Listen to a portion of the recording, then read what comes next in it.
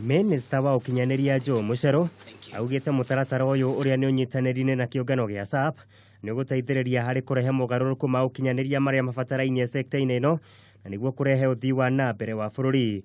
The aim of the program is to improve employability of Kenyan youth by providing specialized ICT skills that are in demand in the ICT industry.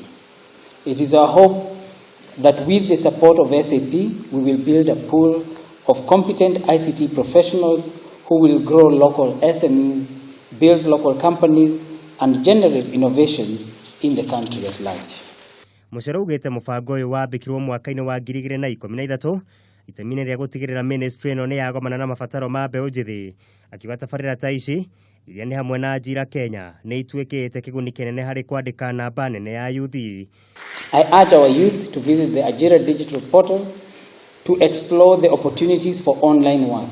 Indeed, there are thousands of tasks on various online platforms that can be accessed and from which decent earnings can be made. The website is ajiradigital.go.ke.